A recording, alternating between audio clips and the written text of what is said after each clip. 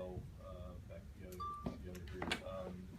Just do a little self-scouting of yourself. How do you feel?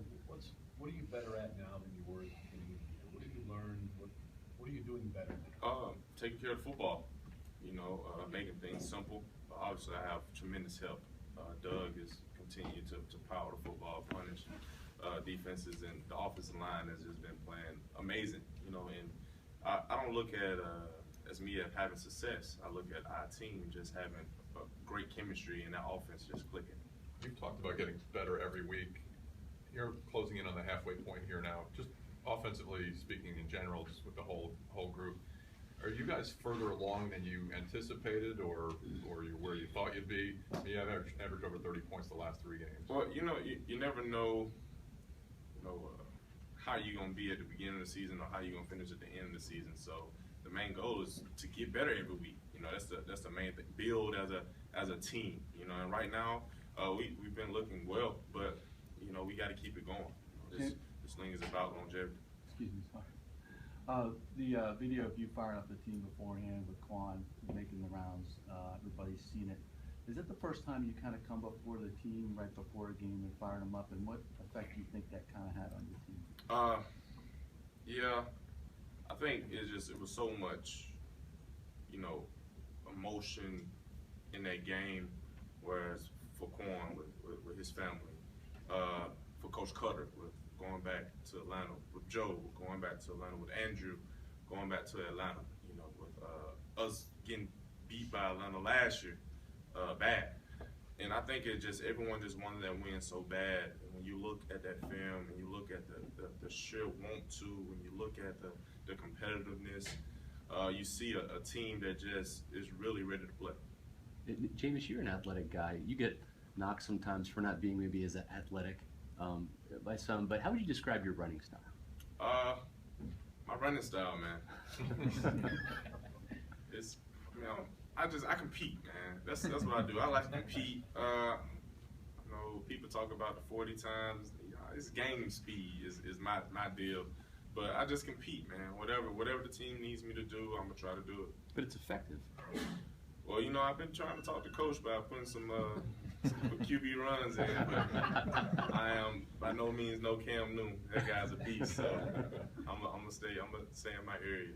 James, talking about the running game, you mentioned Doug, but how fortunate is it for you as a quarterback to have a guy like Charles Sims be able to come in and still give you that run, plus also the option to throw the ball to them? Every time I talk about Doug, I always have to put Chuck in because I think they kind of just help each other out, with a run pass balance or anything like that. Chuck he's electric. He's always making plays. So is Doug. But when you're able to put 2 different type of guys in there to give a defense this type of thing, you never know what's coming at you. So it's always great to have a guy like him. He's pretty quiet around us. Is he quiet around you guys? He's quiet around everybody. But when the lights come on, you step between those white lines. He's probably the loudest person out there that you can see play-wise. Right. You spent a lot of time with Austin in the offseason developing a rapport through training camp. What's it been like not having him in the lineup, and it looks like he's got a chance of going maybe this weekend? Every time you lose somebody, you get to see other people step up.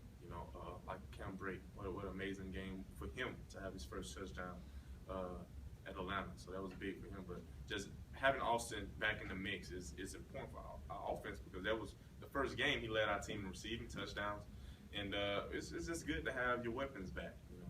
James, you're a guy who wears his emotions on the sleeve, and your competitiveness was evident whenever you play. Dirk said at the beginning of that game, maybe you were just a little too amped up on some throws.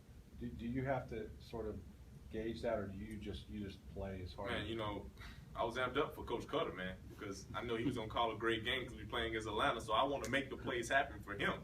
Yeah. But it's always the balance that you have to be as a quarterback of being calm and cool. I was calm. But at the same time, starting off a game, that was a home game for me as well. I'm sorry. I know it was good. It was a home game for Coach Cutter, but I'm 1 hour away from that. My whole hood was there. So I was trying to play lights out too. But it was good. I got to slow down. So. James, what did this team show you in the way they've rallied around Quan? It shows us what type of complete team we actually are, you know, and you always need that. Like this time point in the season, Coach Warhop said it in team meeting room today, that this is a part of the season where either teams break away and start doing great, or teams fall. And I believe, and I'm sad to say it, but Corn's situation kind of helped our team out, because now we don't focus about ourselves. We don't focus about what we got to go through. We focus on our brother who's hurting, but he just got Defensive Player of the Week honors, but he's probably not hurting as bad, but you know he's in pain. So we have to tend to him and worry about him and how he's feeling. And sometimes when you get a chance to step back and just look at how someone else is feeling, you don't be selfish no more. All you want to do is fight for that man and make sure that his day is good. You don't care about your day. Sometimes being selfless is a good thing for a team. Jameis, when you see what Drew Brees did last week against the Giants, do you see opportunity there at all, or just kind of look the whole year as a whole for you? Well, you can see opportunity in so many things, but the Giants is a great football team. I mean, they're leading their division, and like I always say, NFL is, you got to focus on the next game. You know, that is Drew Brees that did that.